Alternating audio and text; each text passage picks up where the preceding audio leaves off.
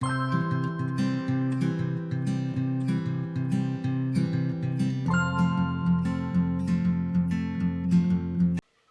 Praise the lord everyone. प्रभु की स्तुति करता हूँ एक बार फिर से और आप सभी का आज के इस मनन में मैं स्वागत करता हूँ। आइए हम सब परमेश्वर की ओर अपनी निगाहों को करें और आज प्रभु के वचन को मनन के लिए आप मेरे साथ निकाल सकते हैं। जैसे कि हम मत्ती रचित सुसमाचार की ओर अपने ध्यान को केंद्रित कर रहे हैं और इस सुसमाचार के 14वें अध्याय की ओर 14 चैप्टर की ओर आज हम मनन करेंगे। और अगर आपके पास परमेश्वर का वचन है तो आप मेरे साथ जरूर खोलिएगा। इससे पहले कि हम वचन में जाएं, आइए हम प्रार्थना करें। प्यारे खुदावंद, बड़ी शुक्रगुजारी के साथ हम तेरे करीब आते हैं। हम धन्यवाद देते हैं आज के इस खूबसूरत और आशीषित दिन के लिए प्रभु, जो आपने हमारी जिंदगियों के लिए जोड़ा है। प्रभु हमारा जीवन, प्रभु हमारी जिंदगी के द्वारा हम आपकी महिमा करते हैं, आपकी बड़ाई करते हैं। विशेष दुआ करते हैं प्रभु इस समय जुड़ने वाले हर एक प्रिय भाई बहनों के लिए प्रभु, जो आज आपके इस वचन को मनन के तौर पे सुनते। पिता परमेश्वर, आपकी आशीष, आपका अनुग्रह सबके ऊपर हो और होने दे पिता परमेश्वर की आपका पवित्र आत्मा हमारी अगुवाई करे, ताकि हम आपके वचन को, उस गहराई को आपकी आत्मा के द्वारा समझने पाएं। सारी बातों के लिए धन्यवाद देते हैं खुदावंद प्रभु यीशु मसीह के नाम से मांगते हैं, आमीन। सो गॉड ब्लेस यू मेरे प्रियो। परमेश्वर का शुक्रिया अदा करता हूँ एक बार फिर से कि एक नई सुबह प्रभु ने हमको दी है। प्रभु का अनुग्रह हमारे साथ है और हम बड़े आनंदित हैं कि प्रभु हर सुबह हमको जोड़ता है कि हम किसी ना किसी रीति से प्रभु के वचन को, जहाँ कहीं भी आप हैं या जिस भी माध्यम से आप देख रहे हैं, प्रभु आपको आशीष दे और उन्नत करे। 14वें अध्याय की ओर जैसे ही आप आएंगे तो सबसे पहले आपको ये दिखाई पड़ेगा कि यूहन्ना बपतिस्मा दाता जो है वो अब मर चुका है, और अगर कहा जाए उसको मार दिया गया है, उसकी हत्या कर दी गई है। जैसा कि वचन को हम पढ़ते हैं तो लिखा है कि जब हेरोदेस के जन्मदिन के अवसर पर उसकी बेटी ने जब नाच किया तो उसके नाच को देखकर हेरोदेस बहुत खुश हो गया और उससे कहा, तू जो कुछ मांगती है मांग। और तब अपने माँ के कहने पर उसने यूहन्ना बपतिस्मा दाते के सिर को मांगा और उसने उसकी उस ख्वाहिश को, उसकी उस इच्छा को उसने पूरा कर दिया, क्योंकि उसने वो शपथ खाई थी।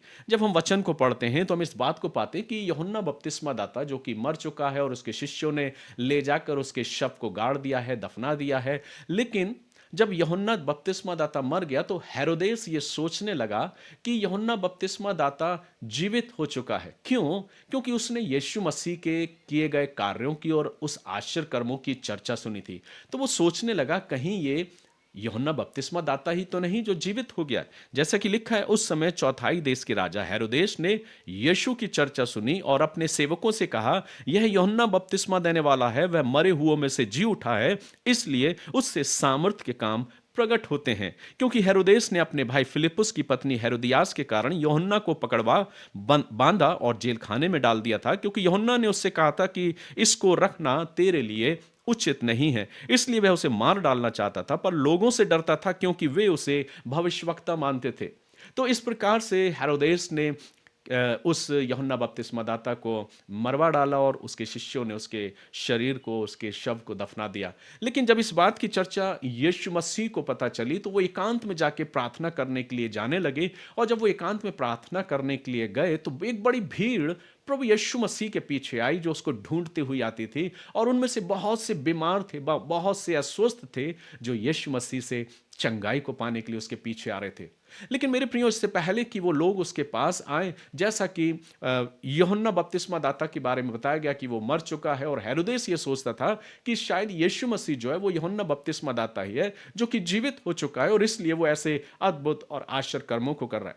लेकिन ये बात प्रभु यीशु मसीह अपने इस कार्य के द्वारा पूरा करता है, ताकि वो ये बात जान सके कि जो परमेश्वर का पुत्र है वो यूहन्ना बपतिस्मा दाता से भी बड़ा है। और तब हम देखते हैं कि उस समाचार को सुनकर प्रभु यीशु मसीह नाव पर चढ़ता और नाव पे चढ़कर किसी सुनसान जगह, जंगल में जाकर एकांत में चला जाता है। लेकिन लोग जब सुनते हैं तो वो उसके पीछे जाते हैं और एक बड़ी भीड़ यीशु मसीह के पीछे जाती है। और जब उस भीड़ को प्रभु यीशु मसीह ने देखा तो वो उन पर तरस खाता, उन पर तरस खाकर दया से भरकर उनकी ज़रूरतों को और उनको चंगाई देता, उनको शिफा देता है। अक्सर बीते मनन में मैंने इस बात को कहा था कि एक सेवक के विषय में, जो एक प्रभु का सेवक है, एक दास है, वो कैसा होना चाहिए। और प्रभु का वचन जिस हमको और आपको ये बताता है कि प्रभु यीशु मसीह भी अपने जीवन में जब सेवकाई में आया, परमेश्वर के राज्य के बारे में जब उसने बताया, मन फिराव के संदेश के बारे में जब उसने बताया, तो वो नम्र और दीन होकर और दया से और तरस से भरकर अपनी उस सेवकाई को उसने किया।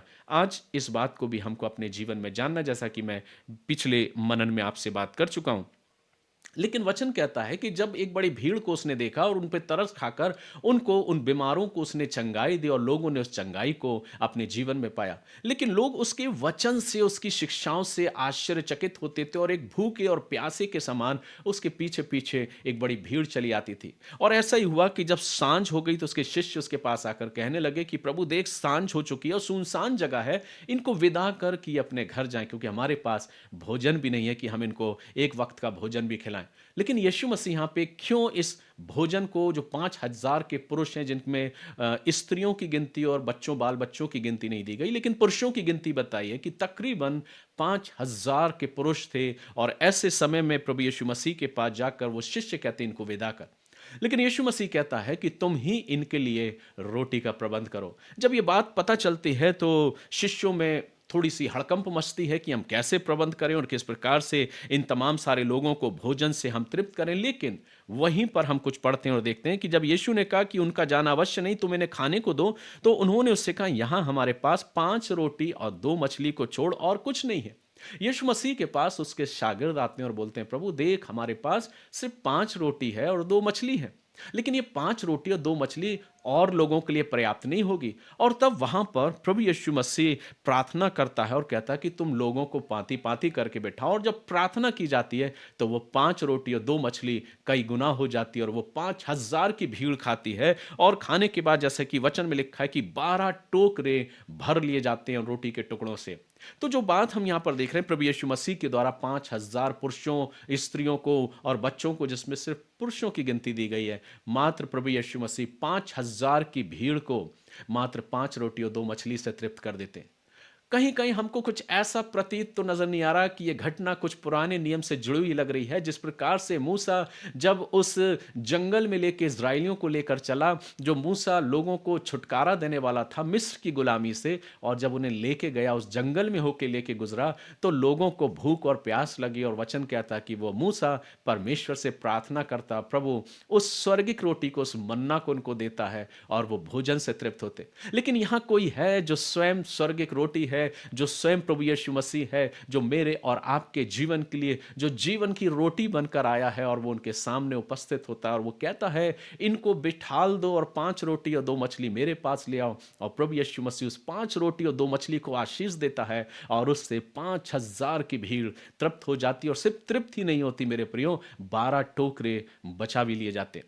ये इस बात को बताती है कि हेरोदेस इस बात को जान ले कि यीशु मसीह उस यूहन्ना बपतिस्मा देने वाले से भी बड़ा है और यहाँ तक कि मूसा से भी वो बड़ा है। मूसा ने तो जंगल में उस स्वर्गिक मन्ना को खिलाया और प्रार्थना किया, और वो स्वर्गिक मन्ना लोगों की उस छावनी में आया और लोगों ने बटोरा और खाया जितनी जरूरत थी। लेकिन वचन यह कह रहा है, वो स्वयं जो मन्ना देने वाला है, वो स्वयं आज मानव रूप लेके लोगों के बीच में उपस्थित है। लोग नहीं पहचान पा रहे हैं, लोग नहीं जान पा रहे हैं कि ये वही स्वर्गिक रोटी है जो मानव रूप लेके इस संसार में आया। आगे हम और पढ़ेंगे कि ये स्वर्गिक रोटी और कैसे अपने आप को प्रदर्शित करती है, जिसको हम लगातार अपने जीवन में स्वीकार करते हैं। वचन कहता है कि मात्र इतना ही काफी नहीं था जो लोग यीशु मसीह के बारे में और उसके आश्चर्य कर्मों के बारे में सोच रहे थे। यीशु ने अभी अभी 5,000 की भीड़ को खिलाया है और 12 टोकरे भी बचा लिए गए। और जब लोगों को विदा किया, विदा करने के बाद तब उसने तुरंत अपने चेलों को नाव पर चढ़ने के लिए विवश किया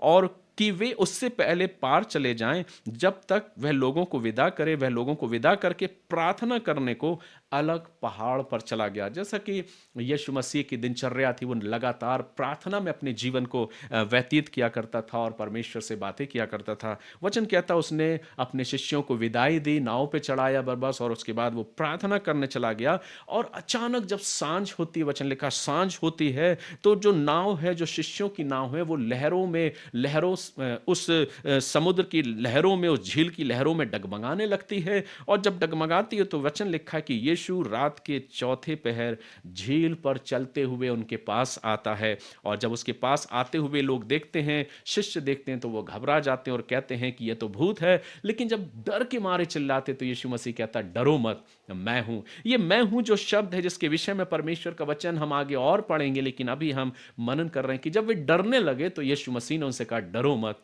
मैं हूं। ये वो बात है, वो वक्तव्य है जो प्रभु यीशु मसीह कहता है कि मैं मूसा से भी और यूहन्ना से भी बढ़कर हूँ।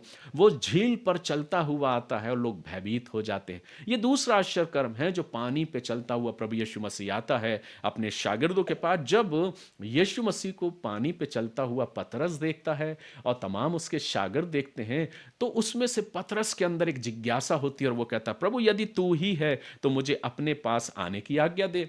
यीशु मसीह कहता है आ, और तब पतरस अपनी नाव पर से उतरकर उस जल के ऊपर चलता हुआ प्रभु यीशु मसीह के पास पहुंचा। लेकिन थोड़ा सा बहाव को देख के, हवाओं को देख के वो भयभीत हुआ और जब डूबने लगा तो पुकार कर प्रभु से कहा, हे प्रभु मुझे बचाओ। प्रभु ने तुरंत उसका हाथ पकड़कर उसे थाम लिया और उससे कहा, हे अल्प विश्वासी, तूने क्यों संदेह किया। और जब वो नाव पे चढ़ गए तो हवा थम गई और इस पर उन्होंने जो नाव पर थे उसे दंडवत करके कहा, सचमुच तू परमेश्वर का पुत्र है।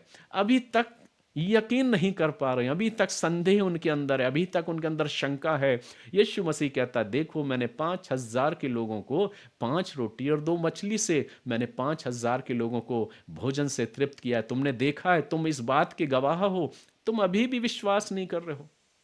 उसके बाद जब उसे नाव उस झील में चलते हुए आते देखते हैं तो वे कहते हैं, क्या प्रभु तू ही है? हमें तो ऐसा लग रहा कि कोई भूत है। लेकिन प्रभु कहता, नहीं, मैं ही हूं, डरो मत। और तब पतरस जिज्ञासा के साथ प्रभु के पास जाने की अपनी उस इच्छा को व्यक्त करता, प्रभु भी कहता है आ। और पतरस उस झील पर, उस नाव पर से उतर के झील में ऊपर, पानी के ऊपर चलता हुआ प्रभु के पास पहुंचता है। लेकिन थोड़ी देर में उसका विश्वास डगमगाता है और प्रभु कहता है, हे अल्प विश्वासी, तूने क्यों अविश्वास किया। और तब वचन कहता है कि जब यीशु मसीह नाव पे चढ़ जाता है तो लोग उसे दंडवत करते हैं और कहते हैं, सचमुच तू परमेश्वर का पुत्र है। अब वो उस पे यकीन कर रहे हैं, अब वो उस पे भरोसा कर रहे हैं। आगे लिखा है, वे पार उतरकर गन्नेसरत में पहुंचे। वहां के लोगों ने उसे पहचान लिया और आसपास के सारे देश में समाचार भेजा और सब बीमारियों को उसके पास लाए। और उसने उनसे विनती करके कहने लगे कि वह उन्हें अपने वस्त्र के आंचल को ही छूने दे, और जितनों ने उसे छुआ वे चंगे हो गए।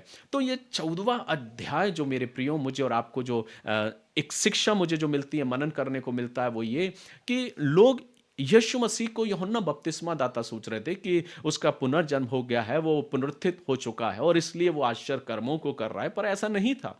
प्रभु यीशु मसीह कहता है कि मूसा जो कि मिस्र की गुलामी से इजराइलियों को छुड़ाकर लेकर आया, एक छुटकारा दिया।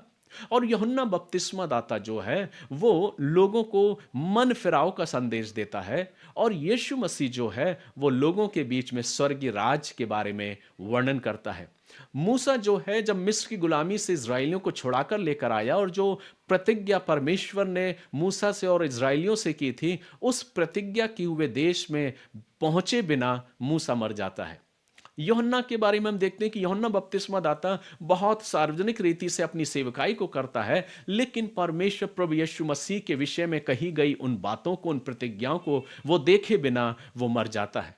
लेकिन यहां पर कोई है जो मूसा से भी और यूहन्ना से भी बढ़कर है, जो काम मूसा नहीं कर पाया, जिसको उस परमेश्वर के उस प्रतिज्ञा की हुए देश का जो वायदा किया था, उसमें यीशु मसीह स्वयं उनको लेकर जा रहा। वचन कह रहा है कि वो प्रभु यीशु मसीह कहता है कि स्वर्ग का राज्य निकट आ चुका है, जैसा कि हमने कल मनन किया था। तो इस सारे वचन में हमको जो देखने को मिलता है वो ये मेरे प्रियो कि हम और आप इस बात को देखने पाए कि परमेश्वर ने अपने इस वचन के द्वारा मुझसे और आपसे वायदा किया है कि वो अपने स्वर्गीय राज में मुझे लेकर आएगा। और वचन कहता है कि वो वादा प्रभु यीशु मसीह पूरा करता है और अपने लोगों के बीच में आता है। वो स्वयं जीवन की रोटी बनकर आता है और लोगों को रोटी से तृप्त करता है। लेकिन जो सबसे इंपॉर्टेंट बात है मेरे और आपके लिए मेरे प्रियो, वो ये कि हम और आप प्रभु यीशु मसीह पर अपने अटूट विश्वास को रखते हुए उसके साथ अपने जीवन में दिन प्रतिदिन आगे बढ़े। 14वां अध्याय मुझे इसी बात को बताता है कि कोई भी प्रभु के उस काम को रोकने नहीं पाया। बेशक रोकने का प्रयास किया गया, लेकिन कोई नहीं रोक पाया। लोग उसको मसीहा करके स्वीकार नहीं कर पा रहे, अभी तक संदेह कर रहे हैं। लेकिन प्रभु यीशु मसीह हर बार अपने आश्चर्य कर्मों के द्वारा ऐसे ऐसे आश्चर्य कर्मों को करता है जिससे लोग चकित हो जा रहे हैं, लोग अपने मन में आश्चर्य कर रहे हैं कि ये कौन है। लेकिन अभी अभी उसके शागिर्दों ने यह स्वीकार किया, सचमुच तू परमेश्वर का पुत्र है। क्या आज की सुबह की रोशनी में मेरे प्रियो, मैं और आप भी बड़े विश्वास के साथ बिना शंका के हम ये कहते हैं, सचमुच तू परमेश्वर का पुत्र है। तू जगत का उद्धार करता, तू मेरा उद्धार करता है। क्या आज मैं और आप अपने ज़हन में, अपने दिल में इस बात को स्वीकार करते हैं कि मेरा और आपका प्रभु जो मेरा और आपका उद्धार करता है, वो जगत का उद्धार करता है, जो मुझे और आपको अपनी आशीषों से परिपूर्ण करना चाहता है। वचन कहता है उसने लोगों की आवश्यकताओं को पूरा किया। जब लोग उसके पास लाए गए, लोगों को उसने चंगाई दी, यहाँ तक कि लोगों ने कहा कि तू हमें बस अपने आंचल को ही छूने दे। और लोगों ने, जिन्होंने छुआ, जितने थे उन्होंने छुआ और वो चंगे हो गए। आपका और मेरा विश्वास कैसा मेरे प्रियो? क्या आज भी मैं और आप अपनी ज़िंदगी के सफ़र में जब चल रहे हैं, तो क्या हम शंकाओं के साथ चल रहे हैं? विश्वास के साथ आगे बढ़िए, प्रभु से प्रार्थना करिए, प्रभु के संग जुड़े रहिए। देखिए प्रभु आपकी ज़िंदगी में कितने अद्भुत कामों को करता है और आप अपने जीवन में प्रभु के उन अद्भुत अद्भुत कामों को देखेंगे। विश्वास करिए, वो परमेश्वर का पुत्र है जो मेरे और आपके साथ है। उससे लिपटे रहिए, उससे अपने आप को बांध के रखिए। आपका संबंध उसके साथ एक अटूट संबंध हो। जब आप उसके साथ अपने आप को जोड़ के रखेंगे, प्रभु के अद्भुत कामों को आप अपने जीवन में देखेंगे। और जैसा कि वचन कहता है, उन शागिर्दों ने, उन यीशु मसीह के उन शिष्यों ने प्रभु के द्वारा किए गए उन उन सामर्थ्य के कामों को और उन अद्भुत कामों को देखा। और यहाँ तक कि एक शिष्य में इतनी जिज्ञासा हुई कि उसने कहा, प्रभु यदि तू ही है तो मुझे आने की आज्ञा दे। जब उसने कहा आने की आज्ञा दे, तो प्रभु ने कहा आ। और वो पतरस, उन 12 में से पतरस ही एकमात्र रहा जो पानी पे चलता हुआ यीशु मसीह के पास पहुंचा। आज मेरे और आपके जीवन के लिए ऐसी कोई भी चीज़ चुनौतीपूर्ण नहीं है मेरे प्रियो। हम सब कुछ मसीह यीशु में पूरा कर सकते हैं, लेकिन आवश्यक है कि हम खुशहाली के साथ, आनंद के साथ अपने दिनचर्या का प्रारंभ करें। आज की नई रोशनी खुदा ने हमको दी है और ये बरकत दी है कि हम अपने परिवार के साथ हैं, हम अपने परिवार में अपने बच्चों के साथ हैं, अपने परिवार के संग बैठकर हम संगति कर सकते हैं। प्रभु का शुक्रिया अदा करें। जब अपने परिवार के साथ बैठते हैं, परमेश्वर के वचन को खोलकर मनन करें, पढ़िए अपने परिवार के साथ बैठकर कि हम सब मिलकर प्रभु के नाम का धन्यवाद करें। सो आशा करता हूं कि आज की सुबह आप परमेश्वर के वचन से ज़रूर आशीष को पाए होंगे। अगर आपने आशीष को पाया तो अपने दिल में खुदा का धन्यवाद करें, प्रभु से प्रार्थना करें, प्रभु से कहें, प्रभु मैं दिल से तेरी इबादत करता हूँ, दिल से तेरा शुक्रिया अदा करता हूँ, दिल से तेरा धन्यवाद करता हूँ और मैं अपने जीवन को आज तेरे अनुग्रह में होकर जीना चाहता हूँ। सो खुदा का खादिम होने के नाते, प्रभु का सेवक होने के नाते मैं आप सभी के लिए यही दुआएं मांगता हूँ कि खुदा आपको बहुत बरकत दे, आपकी ज़िंदगी और अधिक खुदा के अनुग्रह में होकर उसकी बरकतों से और फलवंत हो, परिपूर्ण हो और आप खुदा की आशीषों में, प्रभु की आशीषों में दिन ब दिन यूं ही आगे बढ़ते जाएं। सो गॉड ब्लेस यू। प्रभु आप सभी को अपनी आशीषों से परिपूर्ण करें। आइए हम खुदा की हुजूरी में अपने सिरों को झुकाएं, परमेश्वर पिता के समीपता में जाके अपने सिरों को झुका के उसे हृदय की गहराई से धन्यवाद दें। और हर एक आत्मा जो आज मेरे साथ जुड़ी है, आप सब भी अपनी आंखों को बंद करें, अपने हाथों को जोड़ें, प्रभु के समीप जाके उसको धन्यवाद दें। आइए हम दुआ करें। प्यारे खुदावंद, एक बार फिर से बड़े शुक्रगुजारी के साथ मैं आपके पास आता हूँ। धन्यवाद देता हूँ प्रभु इस खूबसूरत और आशीषित दिन के लिए, इस सुंदर रोशनी के लिए प्रभु, इस नई सुबह के लिए, अच्छे सुंदर परिवार के लिए प्रभु, हमारे अच्छे सेवकाई के लिए प्रभु, अच्छे नौकरी के लिए, हर एक व्यवसाय के लिए प्रभु, जो आपके प्रिय लोग हैं, विश्वासी जन है प्रभु, आपने प्रत्येक को एक अच्छा घराना, एक अच्छा परिवार दिया प्रभु। आज इस समय में, इस पहर में मैं दुआ करता हूँ हमारे साथ जुड़ने वाले हर एक प्रिय भाई बहनों के लिए, छोटे बच्चों के लिए मैं दुआ करता हूँ प्रभु, जो अपने माता पिता के साथ बैठकर प्रभु इस मनन को सुनते हैं प्रभु। इन बच्चों पर आपकी ब्लेसिंग्स में आशीषों की घोषणा करता हूँ, आपके नाम से इनको ब्लेसिंग्स देता हूँ प्रभु। मैं प्रार्थना करता हूँ ये बच्चे जो पढ़ने वाले हैं पिता परमेश्वर, इन पर आपकी आशीष हो, ये आपके अनुग्रह में और फलवंत और आशीषित होते जाएं पिता। मैं प्रार्थना करता हूँ जो नौकरी पेशा लोग हैं प्रभु, उनकी नौकरियों पर आपकी बरकत और आशीष मांगता हूँ, इनके खत्तों पर आपकी आशीष मांगता हूँ प्रभु, और इनका परिवार आपके अनुग्रह में और आपकी आशीषों में दिन ब दिन यूं ही आगे बढ़ता जाए, ऐसी मेरी प्रार्थना है प्रभु। जो अधिकार आपने मुझको दिया प्रभु, उस अधिकार में होके मैं हर एक को नाम बनाम आपके नाम से ब्लेसिंग्स देता हूं प्रभु, आशीषित करता हूं। और आपकी आशीषों की घोषणाएं प्रभु जी, और आपके आशीष वचनों को इनके घरानों में, इनके परिवारों में, इनके जीवनों में मैं करता हूं प्रभु। प्रार्थना करता हूं, धन्यवाद देता हूं कि आपने हमारी दुआओं को सुना है प्रभु, आपने हमें मनन करने का अवसर दिया, इसके लिए मैं आपका शुक्रिया अदा करता हूं। एक बार फिर से प्रभु हर एक को प्रभु मैं आपकी पनाह में, आपकी सुरक्षा में देता हूं प्रभु, और प्रार्थना करता हूं कि आपके फरिश्ते आपके आपके दूत निरंतर प्रभु जी हर एक की हिफाजत करें। इस आशा और विश्वास के साथ प्रभु जो कुछ मांगा है प्रभु, वो सब आपने हमारे जीवन के लिए पूरा किया। धन्यवाद के साथ प्रार्थना हमारे उद्धार का त्राण करता और फिर से जल्द आने वाले प्रभु यीशु मसीह के नाम से को मांगता हूँ, सुनिए और ग्रहण कीजिए। आमीन। अब हमारे प्रभु यीशु मसीह का अनुग्रह, परमेश्वर पिता का प्रेम, पवित्र आत्मा की संगति, सहभागिता और उसकी आशीषें आप सभी प्रिय लोगों के साथ अब से लेके युगानुयुग तक होती रहे, परमेश्वर पिता, पुत्र और पवित्र आत्मा के द्वारा। आमीन। सो गॉड ब्लेस यू। प्रभु आप सभी को आशीष दे, प्रभु का अनुग्रह आपके साथ हो। निरंतर अपने जीवन में खुश रहिए। जो कुछ प्रभु ने आपको दिया उसमें आनंद के साथ प्रभु की महिमा करिए और अपने परिवार के साथ, अपने घराने के साथ खुशहाली के साथ जीवन जिए। यही मेरी प्रार्थना है। God bless you.